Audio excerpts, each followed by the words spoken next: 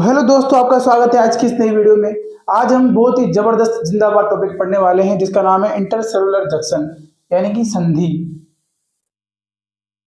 संधि तो हेडिंग लगाएं, कोशिकाओं के मध्य संधि।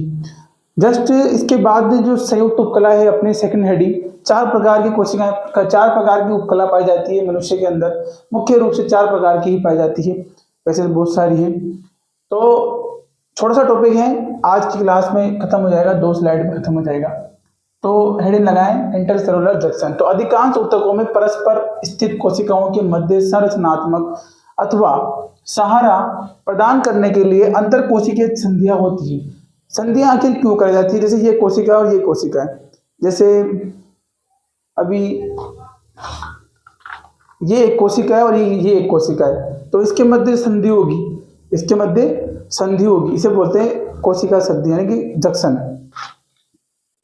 तो अधिकांश यानी कि ज्यादातर ऊतकों यानी कि कोशिकाओं का समूह ऊतकों में परस्पर स्थित कोशिकाओं के मध्य संरचनात्मक यानी कि स्ट्रक्चर अथवा क्रियात्मक सहारा प्रदान करने के लिए अंतर कोशिकीय संधियां होती है। ये कारण है भाई क्यों होती है, ठीक है। उसके बाद दूसरा पॉइंट, उपकला ऊतक में कोशिकाएं अल्प मात्रा में उपस्थित अंतर कोशिकीय। ये जरूर याद रखना, अल्प मात्रा में, ज्यादा नहीं होता। जो इसके बीच में मैट्रिक्स होता है, एक कोशिका दूसरी कोशिका के बीच में जो तरल पदार्थ देता है, अल्प मात्रा में ज्यादा देता। तो अल्प अंतर कोशिकीय द्रव के द्वारा पास पास में स्थित होती है, जो बिल्कुल पास पास में, जैसे ये कोशिका और ये कोशिका, इसके बीच में अल्प मात्रा में अंतर कोशिकीय द्रव यानी कि इंटरसेलुलर मैट्रिक्स होता है, जो कि पास पास में स्थित होती है, बिल्कुल पास पास में स्थित होती है कोशिका। तो अंतर कोशिकीय संधि निम्न प्रकार की होती है। 3 जंक्शन है, मतलब 3 संधियां है। उसमें पहला हेडिंग लगाएं टाइट जंक्शन। टाइट जंक्शन यानी कि दृढ़ संधि, बिल्कुल एकदम इसमें बहुत अल्प मात्रा में रहेगा क्या, अंतर कोशिकीय द्रव बहुत टाइट है। इस प्रकार की संधि में परस्पर उपस्थित कोशिकाओं की प्लाज्मा झिल्ली, जो उनकी प्लाज्मा झिल्ली है, जो उनकी मेम्ब्रेन है, जैसे ये कोशिका है तो इसकी ये प्लाज्मा झिल्ली और इसकी ये प्लाज्मा झिल्ली, तो ये बिल्कुल पास पास में सटी रहती है, कैसे ऐसे बिल्कुल बिल्कुल भी बीच में गैप नहीं रहता। इसे बोलते हैं टाइट जंक्शन यानी कि दृढ़ संधि। प्लाज्मा झिल्ली ऊपरी भाग में संलयित हो जाती है। अब इसका मतलब क्या है, जैसे ये कोशिका सेल, ये दूसरी सेल इधर, तो इसके जो ऊपरी भाग है, ये इसका ऊपरी भाग है, और उस दूसरी कोशिका भी ये ऊपरी भाग, उसका दूसरा ऊपरी भाग होगा। तो प्लाज्मा झिल्ली ऊपरी भाग में संलयित हो जाती है, जिससे पदार्थों का रिसाव रुक जाता है। जैसे इस कोशिका के अंदर जो मटेरियल भरा हुआ है वो ना तो इस कोशिका में जा पाएगा और उस कोशिका का ना मटेरियल इस कोशिका में आ पाएगा। तो इसे बोलते हैं टाइट जंक्शन। इसके डायग्राम बनाते हैं।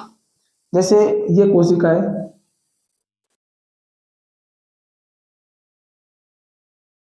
ये दूसरी कोशिका, इसके बीच में संधि पाई जाएगी। दूर दूर बनाती, बहुत पास रहती है, दिखाने के लिए बहुत पास रहती है, एकदम दिखती भी नहीं, ऐसे बिल्कुल पास पास में इनके बीच में संधि बनेगी।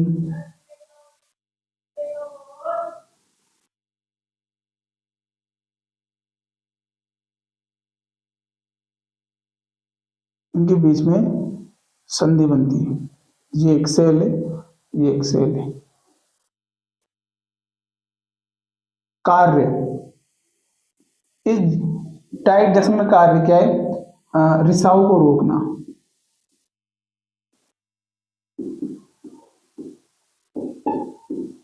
रिसाव को रोकना, बस इसका एक मुख्य कार्य है कि रिसाव को रोकना।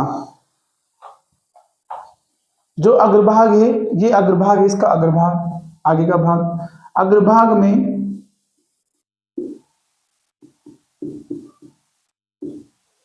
अग्रभाग में कोशिका झिल्ली को प्लाज्मा झिल्ली, कोशिका झिल्ली बोलो प्लाज्मा झिल्ली बोलो, प्लाज्मा झिल्ली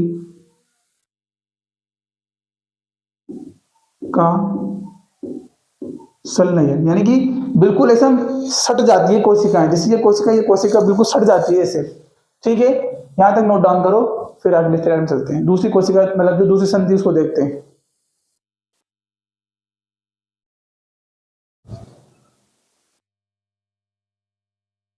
तो हमने पहला प्रकार देख लिया संधि का, जिसमें दृढ़ संधि यानी कि टाइट जंक्शन को हमने देखा। दूसरा हेडिंग लगाएं अंतराली संधि यानी कि गैप जंक्शन, इसमें बीच में गैप रहेगा, नाम से पता लग रहा है। अंतराली यानी कि अंतराल रहेगा बीच में, संधि यानी कि जंक्शन। तो पढ़ते हैं, इस प्रकार की संधि में परस्पर स्थित कोशिकाओं, परस्पर स्थित का मतलब है पास पास में स्थित कोशिकाओं की द्रव आपस में जुड़े रहते हैं, यानी कि अच्छा मेल जोल रहता है दोनों कोशिकाओं के बीच में। तो आयंस छोटे अणुओं व बड़े अणुओं का विनिमय तेजी से हो जाता है। अगर अच्छी बोलचाल है इन दोनों कोशिकाओं के बीच में, अच्छे व्यवहार हैं, तो ये अपने मटेरियल्स को इसमें डाल देगी और ये अपने मटेरियल को इसमें डाल सकती है। तो इसके बीच में अच्छी बातचीत रहती है दोनों कोशिकाओं के बीच में। तो इस प्रकार की संधि में परस्पर स्थित कोशिकाओं के कोशिका द्रव्य आपस में जुड़े रहते हैं, जिससे इनके द्वारा आयंस छोटे अणुओं बड़े अणुओं का विनिमय तेजी से होता है। किसमें? गैप जंक्शन यानी कि अंतराली संधि में। इसके बाद तीसरा है आसंजी आसंजी संधि। यह संधियां दो कोशिकाओं के मध्य सीमेंट जैसा कार्य करती है, सीमेंट के जैसे कार्य करती है ये आसंजी संधि। आसंजी संधि सीमेंट के जैसे कार्य करती है। इसे इंग्लिश में बोलते हैं डेस्मोसोम, डेस्मोसोम, डेस्मोसोम जंक्शन। यह संधियां दो कोशिकाओं के मध्य सीमेंट जैसा कार्य करती है और उनको दृढ़ता से चिपकाने का कार्य करती है। कोशिकाओं के ट्रांस मेम्ब्रेन प्रोटीन, बहुत ही important line, transmembrane protein से जुड़े रहते हैं तथा यह कोशिका के अंदर की सतह प्रोटीन प्लेग्यू से जुड़े रहते हैं, जिनसे टोनोफिलामेंट नामक रेशे निकलते हैं और संपूर्ण कोशिका द्रव्य में फैले रहते हैं। तो ये दो कोशिका हैं, दो कोशिकाओं के मध्य ये गोल गोल संरचना, इसे बोलते हैं ट्रांस मेम्ब्रेन प्रोटीन, जो कि सेल मेम्ब्रेन है वहां पर पाए जाते हैं ट्रांस दोनों कोशिकाओं के। तो इस प्रकार जुड़ जाते हैं, तो ये सीमेंट की तरह कार्य करती है। कौन?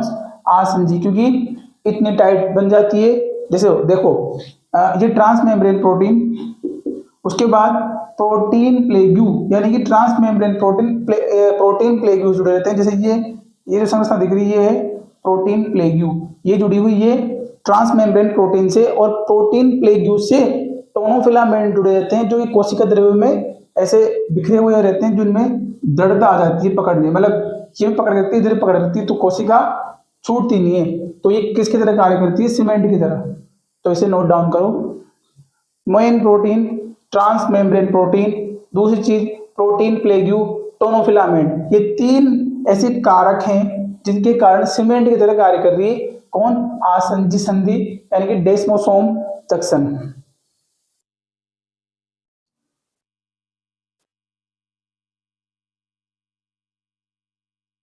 तो जंक्शन के बाद मतलब कि संधि के बाद हेडिंग लगाएं संयोजी ऊतक, जो कि दूसरा पार्ट है इस चैप्टर का।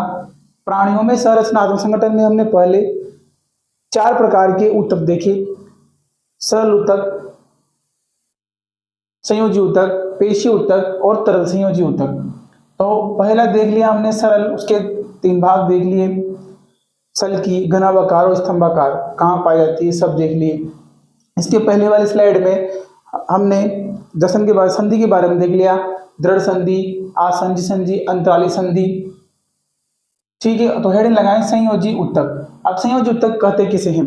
तो यह ऊतक तथा यह ऊतकों तथा अंगों के मध्य यानी कि टिश्यू व ऑर्गन्स के मध्य संयोजन प्रदान करता है। यह ऊतक ऊतकों व अंगों के मध्य संयोजन प्रदान करता है, इसी कारण इसे संयोजी ऊतक कहते हैं। कनेक्टिव टिश्यू बोलने का कारण यही है कि यह ऊतक व अंगों के मध्य संयोजन प्रदान करता है। यह ऊतक भ्रूणीय मेसोडर्म से विकसित होता है। यह जो ऊतक है, ये टिश्यू है, ये भ्रूणीय मेसोडर्म, डर्म 3 प्रकार की रहती है, एक्टो, मीजो और मायो, 3 डर्म रहती है। तो भ्रूणीय मेसोडर्म से विकसित होता है यह ऊतक सर्वाधिक प्रचुरता एवं सर्वाधिक विस्तृत रूप से पाया जाता है। जितने भी ऊतक हैं सबसे ज्यादा ऊतक पाए जाने वाला ऊतक यही ऊतक है संयोजी ऊतक। प्रचुरता यानी कि अधिक मात्रा में वह सर्वाधिक विस्तृत और बड़े लेवल पर पाया जाता है। शरीर के भार का 30% भाग ये बनाता है। अगर शरीर को नापें भाई कितना वजन के कितना केजी का है तो 30% भाग तो इसी का ही होता है संयोजी ऊतक का। ये सेकेंडरी हाईएस्ट है, यानी कि जो फर्स्ट है वो है पेशी ऊतक मसल्स टिश्यू। संयोजी ऊतक का संगठन तो एफएमसी मतलब फिलामेंट मैट्रिक्स और सेल। फिलामेंट मैट्रिक्स सेल, पहले मैट्रिक्स देखेंगे फिर सेल्स फिर फिलामेंट। तो पहले देखते हैं मैट्रिक्स। आखिर मैट्रिक्स क्या होता है? तो मैट्रिक्स यह आधारीय पदार्थ है। आधारीय मतलब जो बेस मटेरियल है इसमें रूपांतरित पॉलीसेकेराइड पाया जाता है। रूपांतरित पॉलीसेकेराइड यानी कि कार्बोहाइड्रेट का नेक्स्ट वर्जन। जैसे रूपांतरित मतलब किसी कार्य को करने के लिए नई तरह से बनना, उसे बोलते हैं रूपांतरित। तो ये म्यूकोपॉलीसेकेराइड, ये सेकेराइड है म्यूकोपॉलीसेकेराइड। इसके बाद सेल्स मैट्रिक्स में सिर्फ याद रखे रखना है कि पॉलीसेकेराइड पाया जाता है मैट्रिक्स में, आधारीय पदार्थ है, ठीक है। सेल्स में पहली सेल्स देखते हैं फाइब्रोप्लास्ट यानी कि तंतु कोरक। इसका कार्य क्या है? इसका कार्य यह है कि जो संरचनात्मक प्रोटीन है, संरचनात्मक प्रोटीन की तंतु बनाती है। कौन? फाइब्रोप्लास्ट। फाइब्रो यानी कि फिम्ब्रियस, FI से फिलामेंट याद रखना। तंतु इसके संरचनात्मक प्रोटीन से बने तंतुओं का संश्लेषण एवं स्त्राव यानी कि बनाती भी और रिलीज भी करती है। सर्वाधिक मात्रा में मैट्रिक्स का स्त्राव कौन करती है? फाइब्रोब्लास्ट यानी तंतु कोरक। कैसे याद करें?